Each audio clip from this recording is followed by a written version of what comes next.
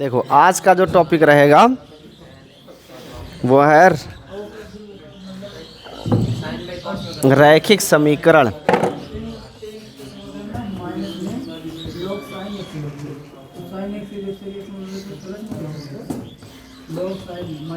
रैखिक अवकल समीकरण से कहते हैं linear homogeneous equation. Homogeneous equation, linear homogeneous equation first order का है, यानी प्रथम कोटि का हमें पढ़ना है। इसका फॉर्मेट कैसा होता है? देखो इसके फॉर्मेट दो हैं। एक फॉर्मेट वन है d y d x plus p y बराबर क्यू, और जो दूसरा फॉर्मेट है वो है d x d y plus p y x बराबर क्यू। जब ये d y d x plus p y बराबर क्यू होता है तो यहाँ पे पी एंड क्यू या तो कांस्टेंट होते हैं और फंक्शन ऑफ एक्स होता है। फंक्शन ऑफ एक्स, ये जो पी और क्यू है या तो कांस्टेंट होगा या एक्स का कोई फलन होगा। दूसरे वाले में क्या होगा? अगर ऐसे लिखा हुआ है तो यहाँ पर पी और क्यू या तो कांस्टेंट होंगे और फंक्शन ऑफ वाई, वाई का कांस्टेंट फंक्शन मिलेगा। इन्हें सॉल्व करने का पहला स्टेप यही है कि आप इसको इस फॉर्मेट में लिखो। दूसरा, इसका इंटीग्रेटिंग फैक्टर याद करते हैं।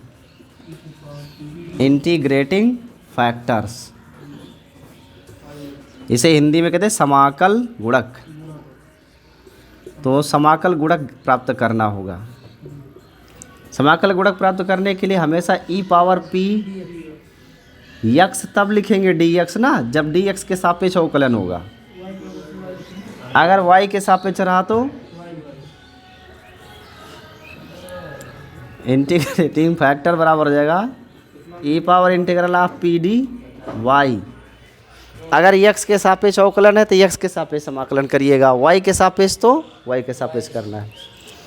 तीसरा पॉइंट होता है जब इंटीग्रेटिंग फैक्टर आ जाए तो इसका जो सॉल्यूशन होता है, जो हल होता है, वो लिखते हैं वाई इंटू इंटीग्रेटिंग फैक्टर बराबर integral of Q into integrating factor और into D X and plus C.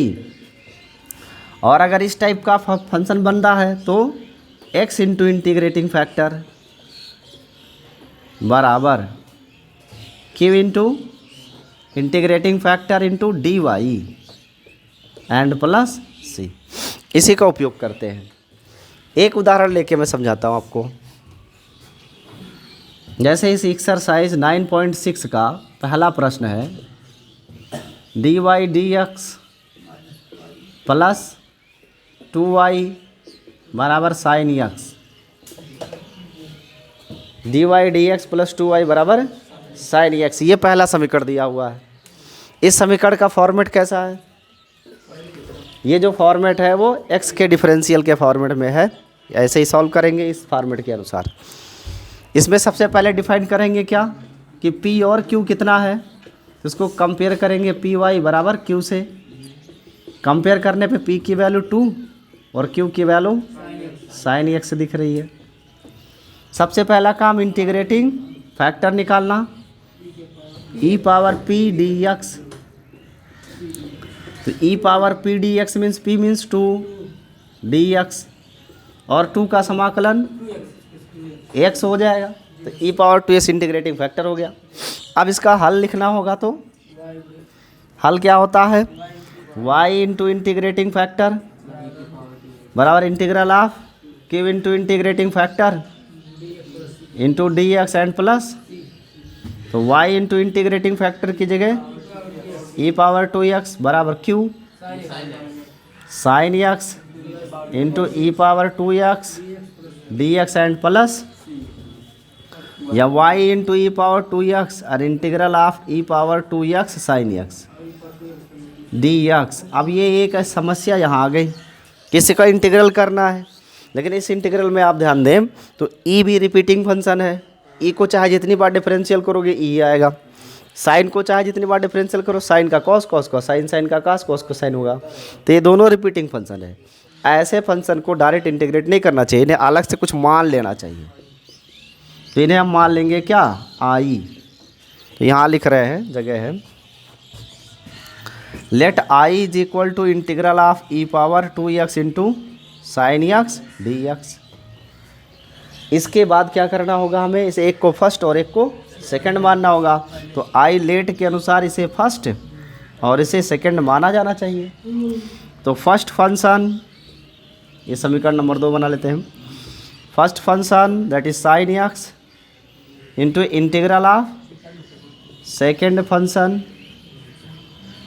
Minus differential of first function that is sine x into integral of second function and whole integral.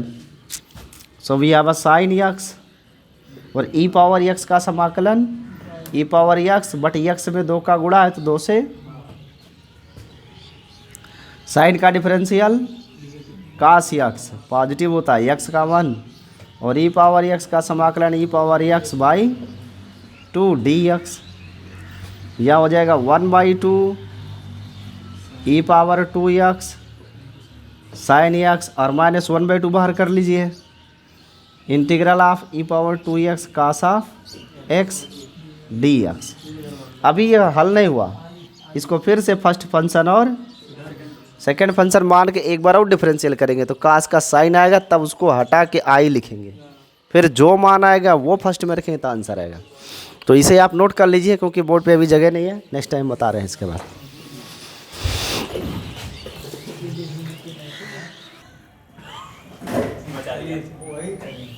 देखो इसमें से एक बार और differential कर integrate करेंगे तो 1/2 E power 2x sine x minus ये first function into second function है।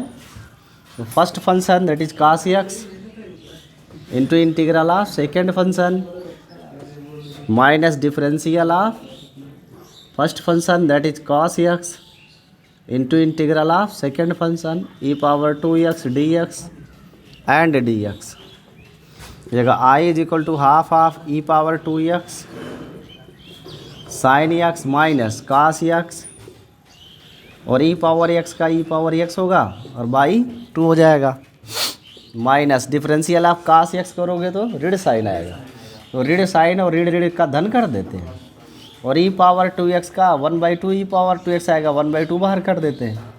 तो टोटल ई पावर 2x साइन x आ जाएगा dx है, डायरेक्ट लिख दिए। डिफरेंशियल ऑफ कास का ऋण साइन होगा तो ऋण ऋण का धन हो गया और यहाँ साइन हो गया, और ई पावर 2x का ई पावर 2x एंड बाई 2 तो बाई 2 बाहर कर दिए। ठीक है, इसके बाद इस ब्रैकेट को तोड़ दीजिए।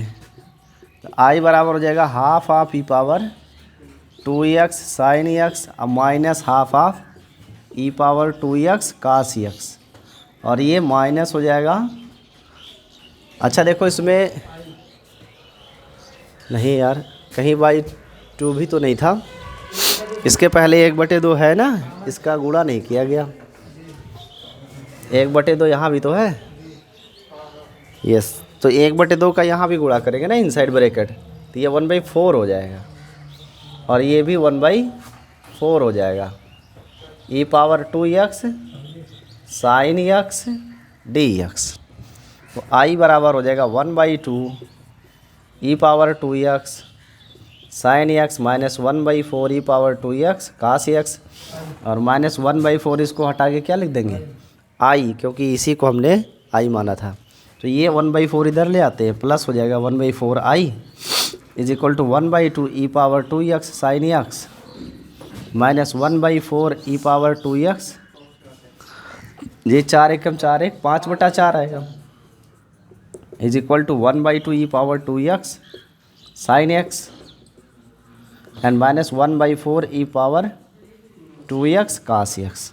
यहाँ से आई की वैल्यू क्या आएगी, 4 का मल्टीप्लाई कर देंगे तो 2/5 आ जाएगा।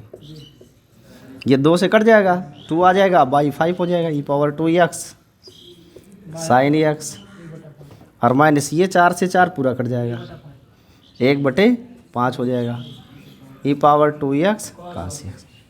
अब ये आई का मान कहाँ रखेंगे? समीकरण 1 में। आई का मान समीकरण 1 में रखने पर, समीकरण 1 में रखेंगे तो फाइनल आंसर मिल जाएगा हमें। फाइनल आंसर क्या हुआ? y ई पावर 2x बराबर, वो पूरे इंटीग्रल की वैल्यू ये आ गई, 2/5 E power 2x sine x minus 1/5 E power 2x cos x and plus, ये आंसर हो गया। मन करेगा तो ई पावर 2x 5 कामन ले लीजिएगा, यानी इसको ऐसे भी लिख सकते हो, ई power 2x 1/5 E power 2x कामन ले लेंगे तो 2 sine x minus cos x and plus C, ऐसा भी लिख सकते हो आप। नोट कर लीजिए, यही इसमें है और कुछ नहीं।